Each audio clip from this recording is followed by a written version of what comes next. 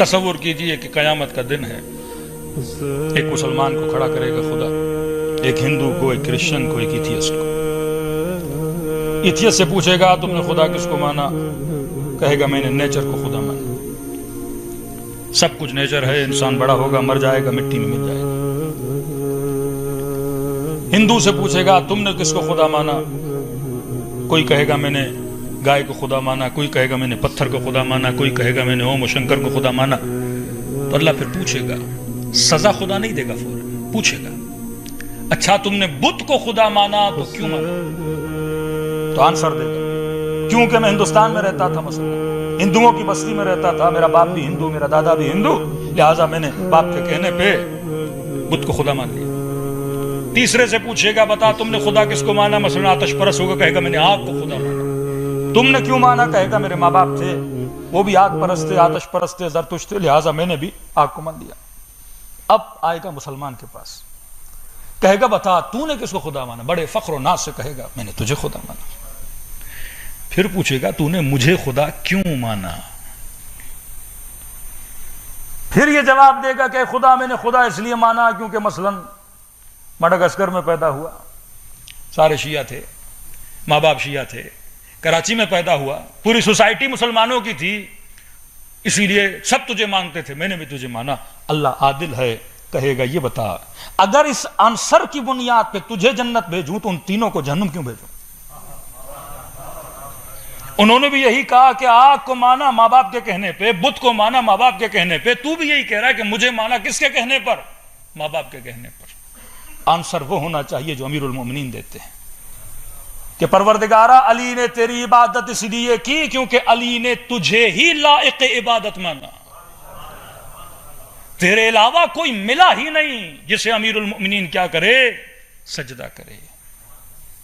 ہم مردوں کو دفناتے ہیں، شیعہ بالاخص تلقین پڑھاتے ہیں، یہ شاید آپ کے بچوں کے ذہنوں میں سوال ہوں، اس کے آنسرز ہونے چاہیے۔ کاندھوں کو پکڑتے ہیں اور ہلا ہلا کے اسمع افہم، سن سمجھ، جو مر گیا وہ کیا سنے گا؟ جس کا ڈکلیریشن سرٹیفکیٹ ہاسپٹل سے لے کر آئے کہ body is dead and expired, یہ سن نہیں سکتا ابھی۔ اسے کاٹو، اسے مارو، اسے جو بھی کرو، ڈیڈ ہے، اٹس اے ڈیڈ باڈی، ایک اسٹون کی طرح، ایک لکڑی کے ٹکڑے کی طرح اٹس ڈیڈ ہے، کچھ بھی کرو اسے۔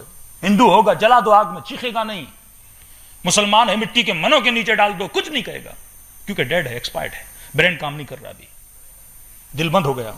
لیکن ہم مردوں کو ہلاتے ہیں، کہتے ہیں اسمع افہم، سن اور سمجھ، تجھ سے پوچھا جائے گا تمہارا رب کون ہے؟ تو کہنا اللہ ربی، رسول کون ہے؟ محمد رسولی، امام کون ہے؟ علی و امامی، کتاب کون ہے؟ قرآن و کتابی۔ سوال ہے کیا مردہ سن سکتا ہے؟ نہیں، قبلہ سن نہیں سکتا، تو پھر اسے کیوں ہلا رہے ہو؟ یہ مردے کو نہیں ہلایا جاتا، یہ جو مردے کے اوپر کھڑے ہیں ان زندوں کو جگایا جاتا ہے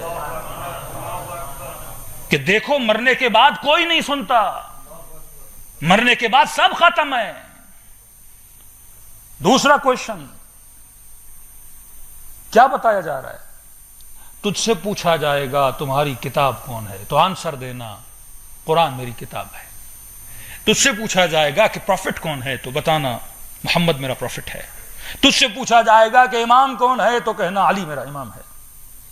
5 منٹ کے لیے سوچئے، عقل مند لوگ بیٹھے ہیں، آج تک دنیا کا کوئی اسکول دیکھا جو ایگزام سے پہلے پرچے کو آؤٹ کر دے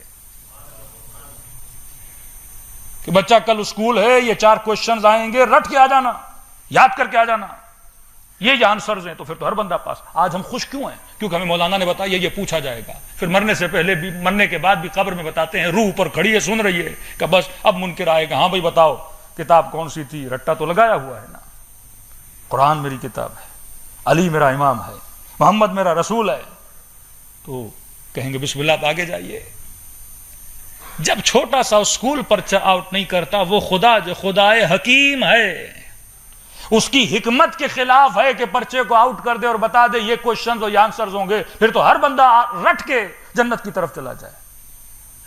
جب کسی نے اپنے والد کو خواب میں دیکھا اور کہا کہ بابا بتائیے قبر کی پہلی رات کیسی گزری، تو کہا کہ بیٹا جیسا سنا تھا ویسی تھی ہی نہیں، کہ ہوا کیا؟ کہ پہلا سوال یہی کیا گیا کہ بتا تمہاری کتاب کون سی؟ یہ مہینہ قرآن کا مہینہ. تو میں نے بڑے کانفیڈنس کے ساتھ بولا کہ قرآن میری کتاب ہے. کہ جواب کا دینا تھا اور ملائکوں کا مارنا تھا. سیکنڈ آنسر بتا تمہارا امام کون ہے؟ میں نے کہا علی میرا امام ہے. کہ پھر مجھے مارنا شروع کر دیا. میں آنسر دیتا گیا اور ہر آنسر پہ مجھے مارتے رہے. اتنا مارا کہ میرے اندر بھی ڈاؤٹ پیدا ہو گیا کہیں آنسر تو غلط نہیں دے رہا. پھر کہا ملائکو مار تو رہے ہو لیکن اتنا تو بتاؤ کس وجہ سے مارے؟ آنسر غلط ہے کہ نہیں؟ آنسر تو صحیح دے رہے ہو. کہ پھر مار کیوں رہے ہو؟ کہ کیونکہ جھوٹ بول رہے ہو. کہہ رہے ہو قرآن میری کتاب ہے لیکن تم نے پوری زندگی قرآن پہ گزاری نہیں. پریکٹیکل آنسر ہونا چاہیے، زبان کا آنسر نہیں.